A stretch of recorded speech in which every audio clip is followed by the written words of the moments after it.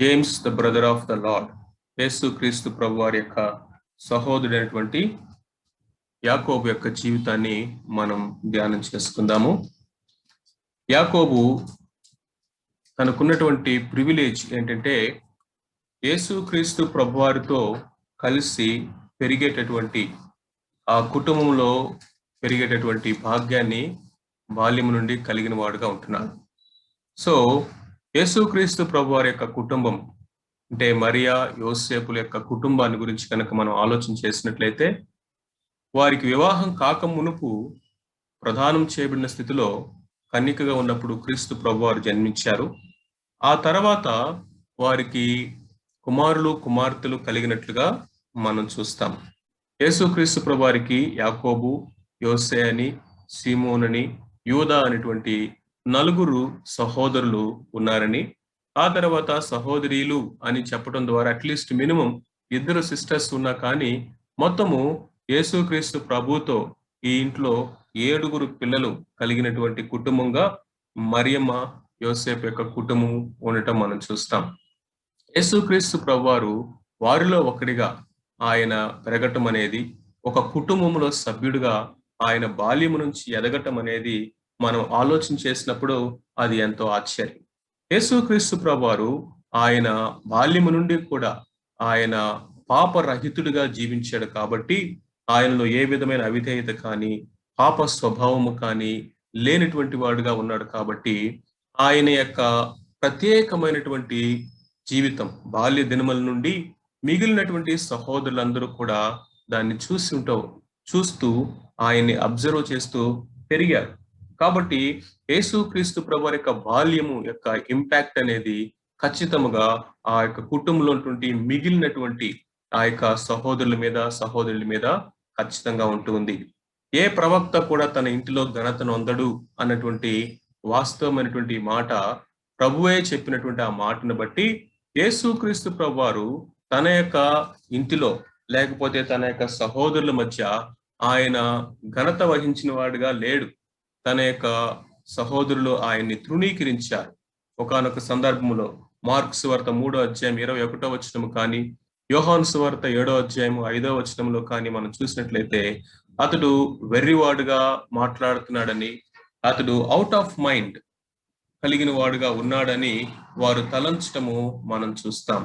నిజమే, ఫెమిలియారిటీ అనేది ఎప్పుడు కూడా ఇదిగో ఒక రకమైనటువంటి అలసత్వాన్ని, ఏముందులే తెలిసిన వాడే కదా, మన యొక్క సహోదరుడే కదా, మనతో ఉన్న ఒకడే కదా అన్నట్లుగా వారు చూసేరే తప్ప ఆయన ఎక్స్ట్రార్డినరీ లైఫ్ కానీ, ఆయన ఎక్స్ట్రార్డినరీ క్లెయిమ్స్ కానీ, ఆయన ఎక్స్ట్రార్డినరీ జీవితము కానీ, పర్ఫెక్ట్ లైఫ్ అనేది వాళ్ళని దైవికమైనటువంటి కోణంలోనికి ఆలోచించడానికి ఏ మాత్రము కూడా అది పురికొల్పలేదు.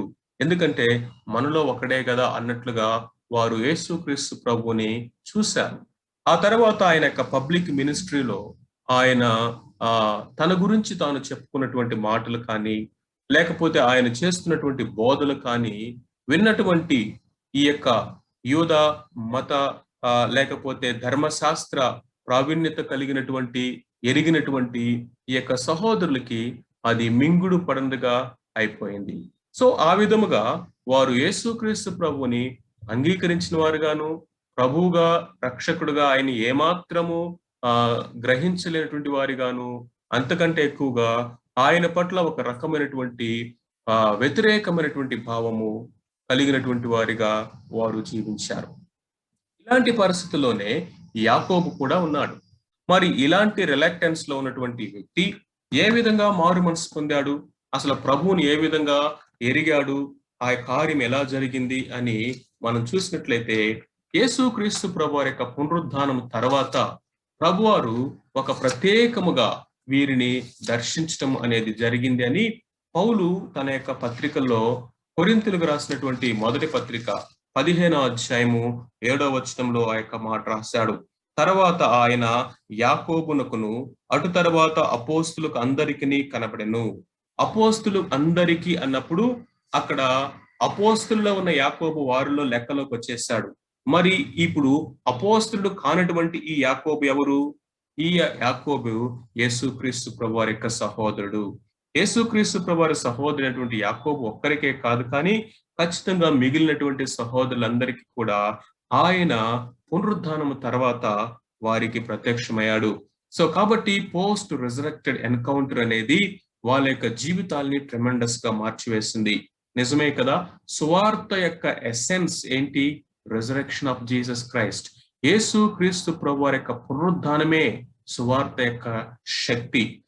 మన యొక్క రక్షణకు ఆధారము అనేది యేసుక్రీస్తు ప్రభువారి యొక్క శిలువ మరణము అయినప్పటికీ కూడా మన రక్షణకు ఆ సమస్తమైనటువంటి ఆధిపత్యాన్ని, లేకపోతే ఆ యొక్క సంపూర్ణమైనటువంటి ఆ యొక్క ఎవిడెన్స్ ని తీసుకొచ్చింది, సంపూర్ణతను కలిగించింది ఏంటంటే యేసుక్రీస్తు ప్రభువారి యొక్క పునరుద్ధానం. కాబట్టి ఈ పునరుద్ధాన శక్తి మనుషుల యొక్క జీవితాల్ని మార్చివేస్తా ఉంది. ఈవెన్ యేసు ప్రభువారి యొక్క హాఫ్ బ్రదర్ అయినటువంటి యాకోబు కూడా ఆయన పునరుద్ధానము తర్వాత ఆయన్ని రక్షకుడుగా, ప్రభువుగా అంగీకరించాడు.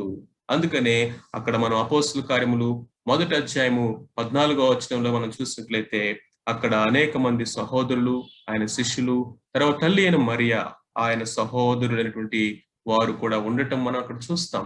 యాకోబు అక్కడ పై మేడగది మీద ఉండి ప్రార్థన చేస్తున్నటువంటి వారిలో, కనిపెడుతున్నటువంటి వారిలో ఒకడుగా ఉంటా ఉన్నాడు.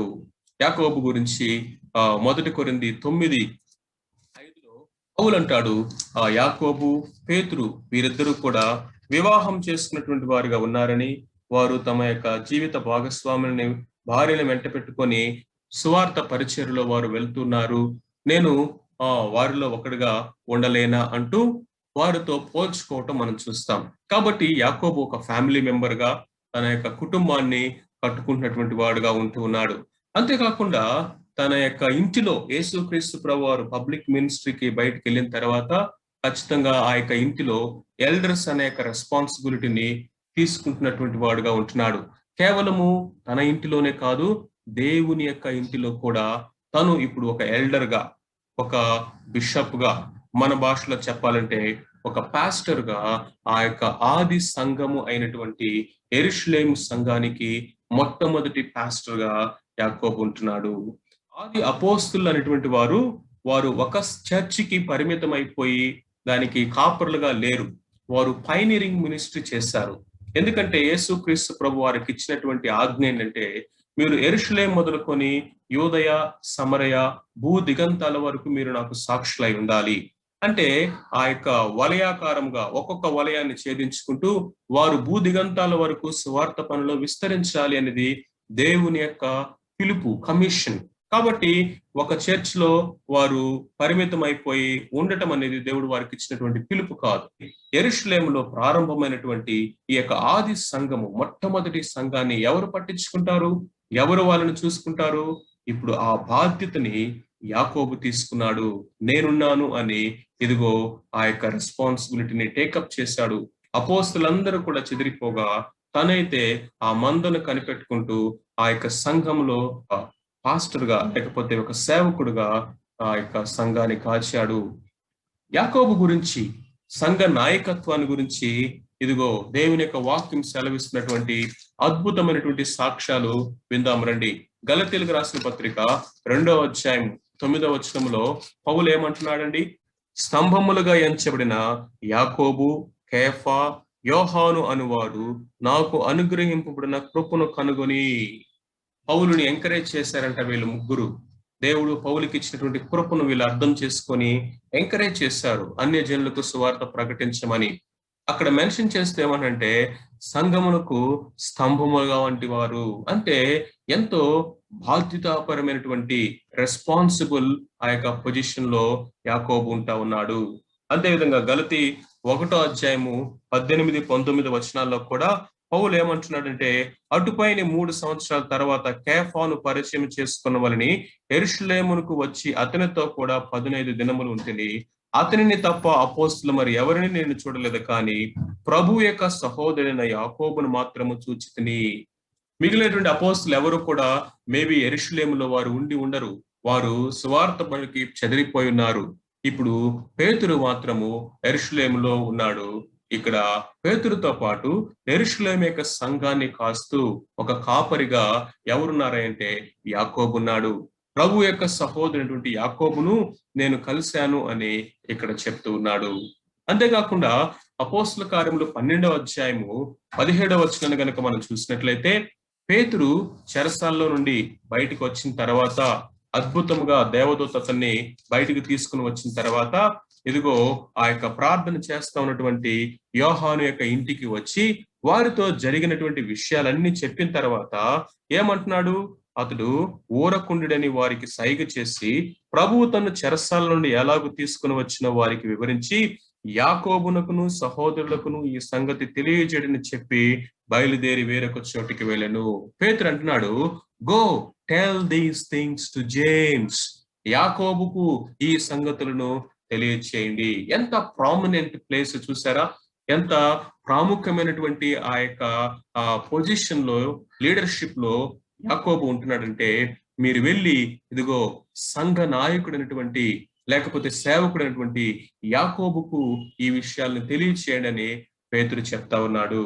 అంతేకాకుండా అన్యజనులకు వీరు సువార్త ప్రకటిస్తూ పౌలు బర్నబా వెళుతూ ఉండగా వారు సున్నతి పొందలేదని, మనతో సహా ఆ యొక్క స్థితిలో సంఘములో వాళ్ళు చేర్చబడటానికి వీలు లేదని ఫిర్యాదు చేసినప్పుడు యెరూషలేములో వారు ఒక మీటింగ్ పెట్టి దాని మీద చర్చించారు. దాన్ని జెరూసలేం కౌన్సిల్ అంటారు. ఆ జెరూసలేం కౌన్సిల్లో కంక్లూజన్ ఎవరు చేశారంటే యాకోబు చేస్తా ఉన్నాడు. కీ రోల్ అక్కడ ఆయన ప్లే చేయటం మనం చూస్తా ఉన్నాము. అంతేకాకుండా చివరిగా అపోస్తుల కార్యములు 21వ అధ్యాయము 18వ వచనంలో పౌలు దగ్గర మరలా యాకోబు కనిపిస్తాడు.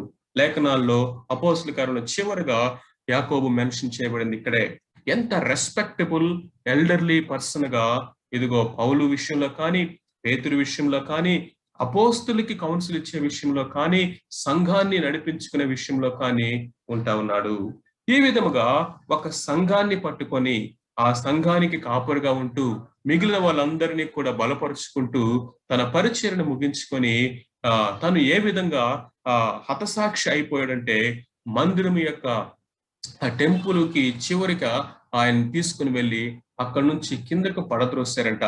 ఆ యొక్క మందిరం యొక్క టెంపుల్ యొక్క పై నుండి పడిన తర్వాత కూడా ఆయన చనిపోకపోతే ఆయన రాళ్లతో కొట్టారట. దుడ్డు కర్రలు తీసుకొని ఆయన చనిపోయే వరకు చితకబాది ఆయన్ని చావు కొట్టి ఆ విధముగా ఆయన ప్రభు కొరకు హతసాక్షి అవ్వటము మనం చూస్తా ఉన్నాము. చూసారా? ఈ యొక్క యాకోబు యొక్క జీవితాన్ని మనం చూస్తా ఉన్నప్పుడు ఇదిగో తను ప్రపంచమంతా తిరగలేదు. ఇదిగో ఒక అపోస్తుడని టైటిల్ ని క్యారీ చేయలేదు. ఇదిగో అనేకమైనటువంటి గొప్ప గొప్ప పనులు నేను చేయాలి అన్నట్లుగా ఆయన లేడు. తనకు దేవుడు అప్పగించినటువంటి ఒక సంఘాన్ని పట్టుకున్నాడు. ఆ సంఘానికి తను ఒక కాపురిగా ఉండి తను దేవుడు అప్పగించినటువంటి ఆ యొక్క రోల్ ని అద్భుతంగా నెరవేర్చాడు. He was like a father to the infant early church. ఒక పసిబిడ్డలాగా అప్పుడే ఫామ్ అయింది సంఘం. అప్పుడే యెరూషలేములో సంఘము అనేది ప్రారంభించబడింది. ఇదిగో శ్రమ వచ్చింది, హింస వచ్చింది, అననుకూల ప్రతికూల పరిస్థితులు వచ్చేసినాయి. అపోస్తులందరూ కూడా చెదిరిపోయారు, సువార్త పని మీద వెళ్ళిపోయారు. ఇప్పుడు పసిబిడ్డలాగా ఉన్నటువంటి సంఘాన్ని పట్టించుకోవడానికి ఒక తండ్రిలాగా ఇదిగో అక్కడ నిలబడ్డాడు. ఆ యొక్క పసిబిడ్డలాగా ఉన్న సంఘాన్ని పెంచి పోషించినటువంటి ఫాదర్ గా యాకోబు ఉంటా ఉన్నాడు. యాకోబు పత్రికను రాశాడు. ఈ యొక్క పత్రిక, యాకోబు పత్రికను రాసింది యోహాను సహోదరుడైనటువంటి యాకోబు కాదు. ఎందుకంటే ఆ పత్రిక రాసే కాలానికి ముందే యాకోబు శిరఛేదనం చేయబడ్డాడు హేరోదు చేత. మరి యాకోబు ఎవరు? ఇదిగో ప్రభు అయినటువంటి యేసుక్రీస్తు యొక్క సహోదరుడైనటువంటి యాకోబు. ఆ పత్రికలను మనం చూస్తా ఉన్నప్పుడు, యాకోబు యొక్క జీవితాన్ని మనం ధ్యానిస్తా ఉన్నప్పుడు ఆయన జీవితంలో నుంచి 5 అద్భుతమైనటువంటి గుణ లక్షణాలు మనం చూస్తాం. మొట్టమొదటిది ఏంటంటే, హి was a man of true humility.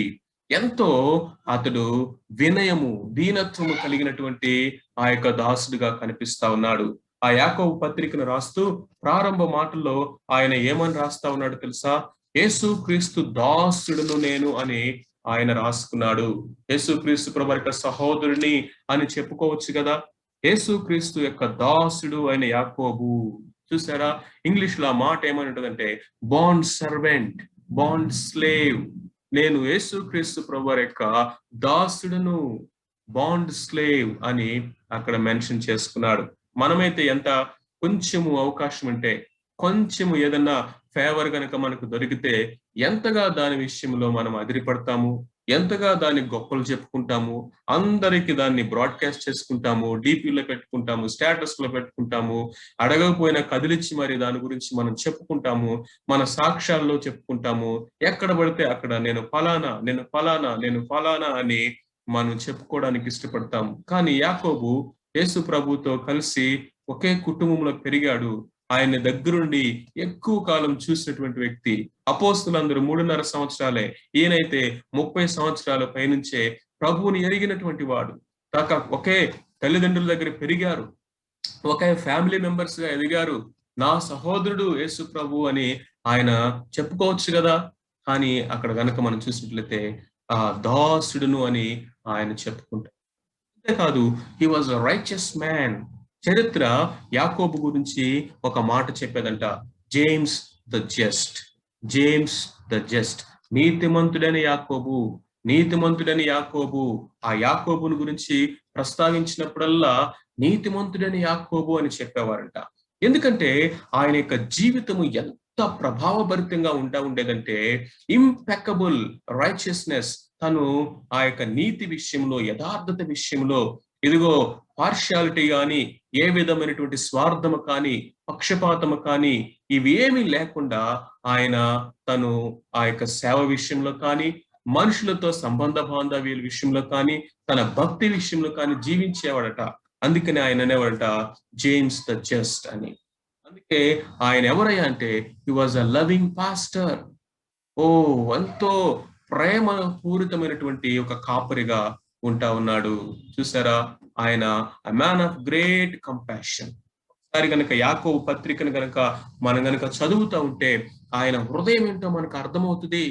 ఇదిగో ధనవంతుడైన వాడు ఒకడు వస్తే చర్చికి, ఇదిగో ఆ దరిద్రుడైనటువంటి వాడిని దూరంగా కూర్చోబెడతారా? ఇలాంటి పక్షపాతం అనేది ఏమాత్రము తగదు. ఇదిగో ఒక చలికి అల్లాడిపోతున్నటువంటి వాడిని చూసి ఆ చలికి వాడికి వస్త్రాలు ఇవ్వకుండా, ఇదిగో నువ్వు సమాధానంగా వెళ్ళము, ప్రైజ్ లార్డ్, బాగున్నావు అని చెప్తావా? ఓ వేషధారి, ఆకలి కొనిన వారికి అన్నం పెట్టకుండా మాటలతోనే నీ ప్రేమను చూపిస్తావా? ఓ వేషధారి, నీ విశ్వాసము క్రియల్లో ఎక్కడ కనిపిస్తా ఉంది? నీ ప్రేమించే విషయంలో కానీ, ఆదరించే విషయంలో కానీ, పట్టించుకునే విషయంలో కానీ ఈ విధంగా చూస్తే ఆ యొక్క హృదయము, ఆ పాస్టర్ యొక్క హృదయము, ఆ కాపురి యొక్క హృదయము, ఒక తండ్రి లాంటి యొక్క హృదయము, దీనత్వము, దయతో కూడినటువంటి కంపాషనేట్ హార్ట్ అనేది యాకోబు తన యొక్క పత్రికలో కనపరుస్తూ వచ్చాడు. అంతేకాకుండా ప్రియులారా, హి was a man of prayer. అతడు ప్రార్థనాపరుడుగా కనిపిస్తా ఉన్నాడు. ప్రార్థన, దేవుని యొక్క వాక్యం కలిగిన వాడుగా. చరిత్ర ఆయన గురించి ఏమి చెప్తుందంటే యాకోబు మోకాళ్ళ మీద ప్రార్థన చేసి చేసి చేసి చేసి అంట ఆయన మోకాళ్ళు ఒంటె యొక్క మోకాళ్ళలాగా అయిపోయాయంట. అందుకనే ఒంటె మోకాలు లాంటి మోకాళ్ళు కలిగినటువంటి వ్యక్తి అని యాకోబు గురించి చెప్పుకునేవారంట. ఒంటె మోకాళ్ళు ఎప్పుడైనా మనం చూసావా? అవి ఎలా ఉంటాయి, ఎంత థిక్గా ఉంటాయో మనకు తెలుసు. యాకోబు యొక్క మోకాళ్ళు అలాగా అయిపోయినంట ఆయన ప్రార్థన చేసి చేసి. Was a man of prayer and the word of God. దేవుని యొక్క వాక్యానుసారముగా తను ఆ యొక్క సంఘాలు నడిపించినటువంటి వాడు. అంతేకాదు ప్రియులారా, హి వాజ్ అ గ్రేట్ థియాలజియన్. ఒక తత్వవేత్త, లేకపోతే ఒక ఆధ్యాత్మికమైనటువంటి ఈ యొక్క విషయాల్లో ఈ పత్రికలు ఎన్ని విషయాలు రాశాడండి. శోధనల గురించి రాశాడు, ఆ తర్వాత మనం చూసినట్లయితే శ్రమలు ఎందుకు వస్తాయో రాశాడు, ఇంకా మనం చూసినట్లయితే ఇదిగో విశ్వాసము ఏ విధంగా మనము కనపరచాలో రాశాడు, ఇంకా మన నోటి మాటల గురించి రాస్తూ వచ్చాడు. అనేకమైనటువంటి విషయాలని, ప్రార్థన గురించి రాస్తాడు. ఇవన్నీ కూడా ఈ యొక్క పత్రికలో మనం చూస్తా ఉన్నాం. కాబట్టి యాకోబు అద్భుతమైనటువంటి క్యారెక్టర్స్ మనం చూస్తాం. యాకోబు గురించి, పౌలు గురించి మనం ఆలోచన చేసినప్పుడు వీరిద్దరు వేరు వేరు భిన్న అభిప్రాయాలు రాస్తాడు అన్నట్లుగా అనుకుంటారు మనుషులు. ఎందుకంటే రోమిలికి రాసిన పత్రిక 3వ అధ్యాయం 18వ వచనంలో పౌలు రాస్తాడు, మనుషుడు ధర్మశాస్త్ర సంబంధమైన క్రియలను బట్టి కాక విశ్వాసం ద్వారానే నీతిమంతుడని తీర్చబడతాడని రాస్తాడు. యాకోబు 2:24 కనుక మనం చూసినట్లయితే, మనుషుడు విశ్వాస మూలన మాత్రము కాక క్రియల మూలమును నీతిమంతులని ఎంచబడునని ఇక్కడ యాకోబు రాస్తా ఉన్నాడు. ఆయనేమో విశ్వాసం అన్నాడు, ఈయనేమో క్రియలు అన్నాడు. నీతిమంతులుగా తీర్చబడడానికి ఒక ఆయన విశ్వాసం అని చెప్తే ఇంకొక ఆయన క్రియలు అంటా ఉన్నాడు. వీరిద్దరూ కాంట్రడిక్ట్ అవుతున్నారా, ఒకరికి విరుద్ధంగా మాట్లాడుతున్నారా అని చూసినట్లయితే ఎట్టి పరిస్థితుల్లో వారిలో వైవిధ్యము కానీ విరుద్ధము కానీ లేదు ప్రియులారా. పాల్ ఏం మాట్లాడుతున్నాడంటే the essence of justification or the root of justification, నీతిమంతులుగా తీర్చబడడానికి ఆధారం ఏంటో చెప్తున్నాడు అనమాట. అంటే వేరు గురించి మాట్లాడుతూ ఉన్నాడు. ఒక విశ్వాసి దేవుని ఎదుట నిలబడటానికి అతని యొక్క పొజిషన్ ఏంటి అనేది కేవలం విశ్వాసం ద్వారా మాత్రమే అతడు దేవుని ఎదుట నిలబడగలుగుతాడు. ఇది అతనికి ఆధారము, మూలము ఇదే అంటాడు. ఇప్పుడు యాకోబు దేని గురించి మాట్లాడుతున్నాడంటే the evidence of justification or the fruit of justification. నువ్వు నీతిమంతుడిగా తీర్చబడిన తర్వాత నీవు నీతిమంతుడిగా తీర్చబడ్డావు అంటానికి ఎవిడెన్స్ ఏంటి, రుజువేంటి? నీ యొక్క వేరు మంచిగా ఉంది అంటానికి రుజువేంటి? మంచి ఫలాలే కదా. నీవు నీతిమంతుడిగా తీర్చబడ్డావు అంటానికి రుజువేంటి? నీతి కార్యాలే కదా. మరి ఆ కార్యాలు లేకుండా నేను నీతిమంతుడిగా తీర్చబడ్డాను నువ్వు అసలు ఎలా చెప్తావు? నువ్వు నీతిమంతుడిగా తీర్చబడ్డావు అంటానికి రుజువు ఏంటంటే నీ నీతి కార్యాలు అంటున్నాడు. నువ్వు నీతిమంతుడిగా తీర్చబడడానికి ఆధారం ఏంటంటే నీ విశ్వాసము అని పౌలు చెప్తున్నాడు. కాబట్టి వీరిద్దరూ కూడా ఒకే సత్యానికి ఉన్నటువంటి రెండు వైపులా ఉన్నటువంటి సత్యాన్ని మాట్లాడారు, ఫెయిత్ అండ్ ఇట్స్ ఫ్రూట్. అంతేకాని వారు వేరువేరుగా విరుద్ధమైనటువంటి సంగతులు మాట్లాడలేదు అనేది మనం అర్థం చేసుకోవాలి. ఫైనల్ గా ఇన్ కంక్లూషన్ యాకోబు యొక్క జీవితాన్ని కనుక మనం చూసినట్లయితే he took no advantage of being a half brother of Jesus Christ. యేసు క్రీస్తు ప్రభు వారి యొక్క సహోదరుని అన్నటువంటి దానిలో ఎక్కడా కూడా అడ్వాంటేజ్ తీసుకోవడానికి కానీ, గొప్పతనంగా ఫీల్ అవ్వడానికి కానీ, ఆధిక్యతను కనపరచడానికి ఎక్కడా కూడా తను దాన్ని ఫీల్ అవ్వలేదు. తను అప్పగించినటువంటి పనిని, పిలువబడినటువంటి పిలుపు తను సాటిస్ఫై అయిపోయాడు. James was కంటెంటెడ్ to be at the back end taking care of the local church faithfully. దేవుడు తనకు అప్పగించినటువంటి ఆ యొక్క స్థానిక సంఘాన్ని పట్టించుకుంటూ ఆ సంఘానికి కాపరిగా ఉండే విషయంలో తృప్తి చెంది తన పనిని నెరవేర్చాడు. ఎక్కడ అపోస్తులతో పోటీ పడలేదు. నేను కూడా ఒక అపోస్తుల్ని అని అనిపించుకోవడానికి అని ఇష్టపడలేదు. వాళ్ళతో పోల్చుకోలేదు, వాళ్ళతో పోటీ పడలేదు. కానీ తను తన పనిలో తృప్తి కలిగి నమ్మకంగా పనిచేశాడు. చూసారా, ఇందాక మనం చూసినట్లుగా ఆ యొక్క చిన్న పసిబిడ్డలాగా ఉన్నటువంటి ఆ ఆది యెరూషలేము సంఘానికి ఒక తండ్రిలాగా ఉండి ఆ శ్రమలలో, హింసలో, అననుకూల పరిస్థితుల్లో తను కాచినట్లుగా తను చూస్తా ఉన్నాం.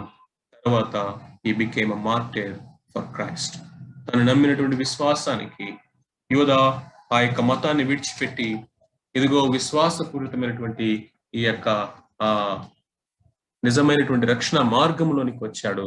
దాన్ని ప్రకటించాడు, దానికోసం నిలబడ్డాడు.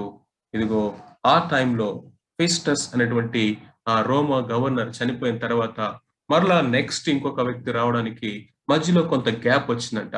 ఆ టైంలో ఆ యెరూషలేములో మత నాయకులు దాన్ని అడ్వాంటేజ్ గా తీసుకుని దొమ్మిగా చర్చి మీద పడి అక్కడ యాకోబుని బయటికి లాక్కొని వచ్చి దేవాలయం పైకి తీసుకుని వెళ్ళి కింద పడద్రోసి అప్పటికి అతడు చనిపోకపోతే రాళ్లతోనూ దుడ్డు కర్రలతోనూ కొట్టి కొట్టి అతన్ని చంపివేసినట్లుగా ఆ యెరూషలేము వీధుల్లో మనం చూస్తాం. తన యొక్క సహోదరుడు ఏ వీధుల్లో అయితే ఏడవబడ్డాడో అక్కడే యాకోబు కూడా హతసాక్షి అయ్యాడు. చూసారా, అన్లైక్లీ హీరో, అన్సంగ్ హీరో. ఇదిగో యేసు క్రీస్తు ప్రభువారి సహోదరుడని ఇదిగో ఎక్కడా కూడా గొప్పగా నేను ఫలానా ఫలానా ఫలానా అనిపించుకోలేదు. హంబుల్గా తన పనిని ముగించాడు. ఇదిగో బలా నమ్మకమైన మంచి దాసుడా అనిపించుకున్నాడు. ఏ పునరుద్ధరణ శక్తి అయితే తనని, ఏ సువార్త శక్తి అయితే తన జీవితాన్ని మార్చివేసిందో ఆ సువార్త కొరకే తను జీవించాడు. ఆ సువార్త కొరకే హతసాక్షి అయ్యాడు. ప్రియమైనటువంటి సహోదరుడా, సహోదరి, ఇది మనము యాకోబు వలె ఆ విధమైనటువంటి నమ్మకత్వాన్ని కలిగి ఆ విధమైన దీనత్వాన్ని కలిగి అప్పగించినటువంటి పనిలో బాధ్యతలో మనము ప్రభుని మహింపరుద్దామా? అట్టి కృప దేవుడు నీకు నాకు మనందరికీ దయచేయనుగాక. ఆమేన్.